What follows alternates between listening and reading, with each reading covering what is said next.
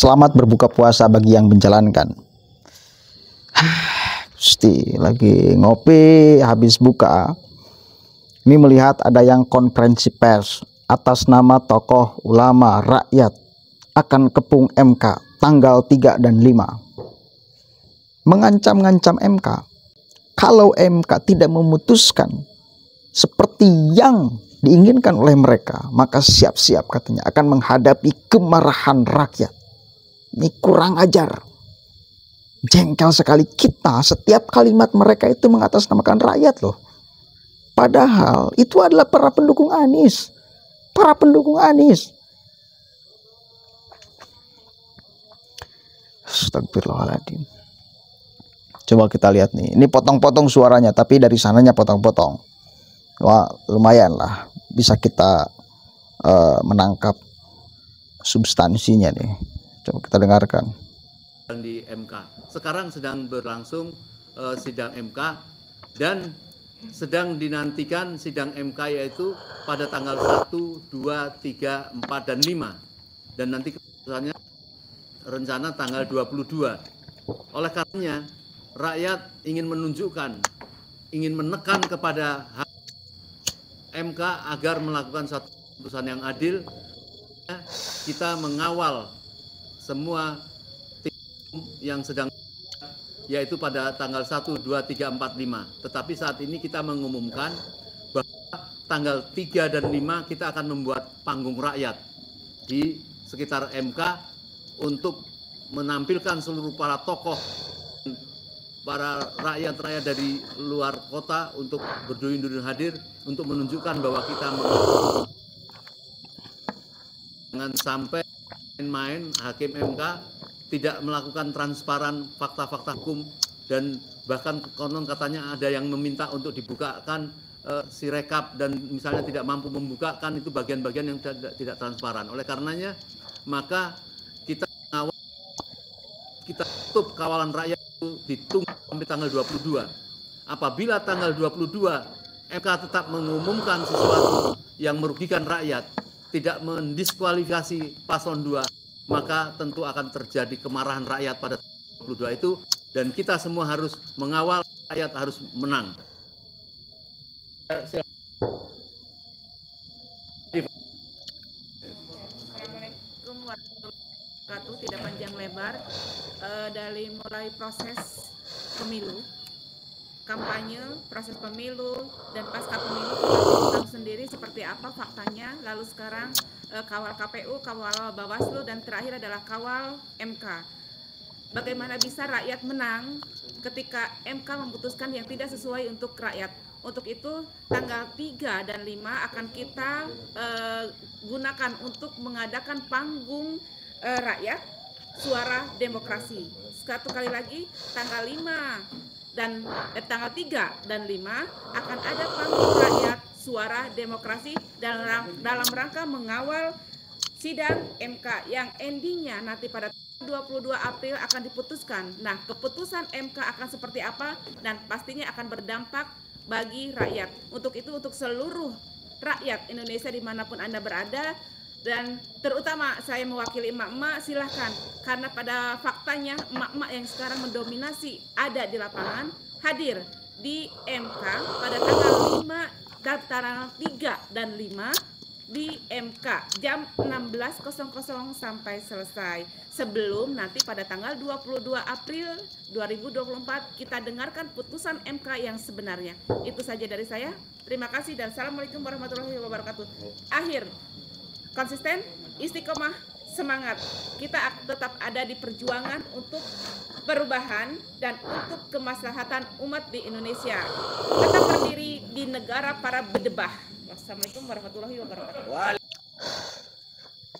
Kurang ajar apa sih dia sih? Mereka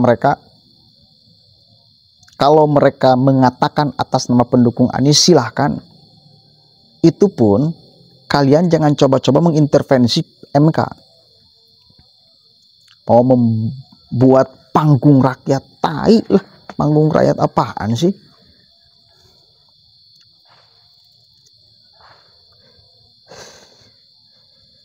Panggung pendukung Anies Mau ditandingi ikutan gila, nggak level. Nggak ditandingi terus ngeklaim atas nama rakyat. Kenapa? Saya itu setiap mereka mengklaim atas nama rakyat, melakukan konferensi pers atas nama rakyat, atas nama tokoh, atas nama ulama, saya langsung bereaksi. Karena saya bagian dari rakyat loh. Gak mau saya diklaim-klaim kayak gitu tuh. Untuk membatalkan klaiman mereka, itu aja tujuan saya. Gak bisa kalian diklaim, kita semua juga rakyat. Yang nonton di sini puluhan ribu tiap saya bikin konten. Rakyat itu tuh, bayangkan yang nonton aja di sini semua turun di Mahkamah Konstitusi. Mau bagaimana?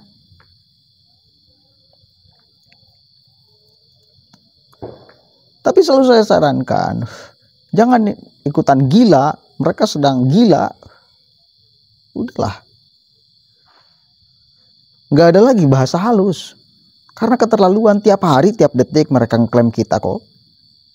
Kalau jujur aja, para pendukung Anies tuh, jujur, saya sebagai pendukung Anies Baswedan kecewa karena capres saya kalah. Saya nggak akan teriak-teriak. Silakan, saya bukan pendukung Anies kok. Tapi kalau atas nama rakyat dan saya bagian daripadanya, tentu saya akan marah. Langsung saya bersuara, nggak bisa. Dan kalian pun sama, silakan bersuara.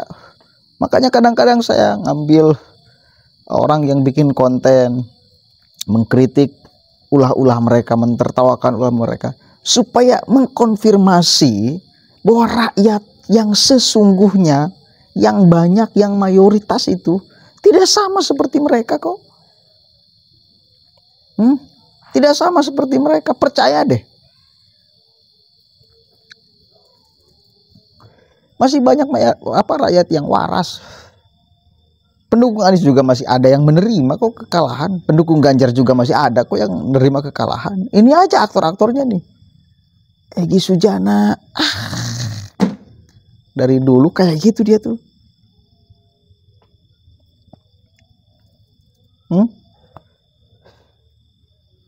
Orang-orang HTI yang ngomong tuh.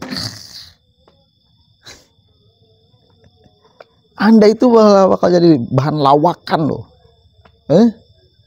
Bahan bercandaan kalian tuh. Nggak dianggap serius oleh masyarakat yang benar itu.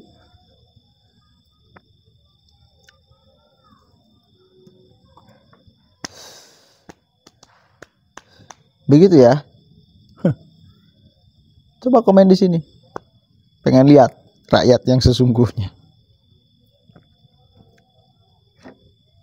Acungkan yang rakyat, yang gaib jangan acungkan. Komen saya rakyat, saya rakyat, saya rakyat, saya rakyat. Tidak sama dengan mulut si Egy Sujana, tidak sama dengan mulut si Refli Harun dan yang lain sebagainya. Tidak akan ikut mengganggu proses persengketaan pemilu di Mahkamah Konstitusi. Biarkan aja berjalan.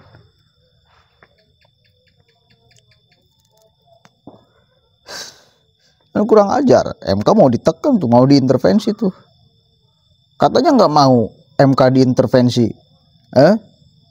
oleh kekuasaan. Ente sendiri yang mengintervensi oleh massa, oleh ancaman-ancaman.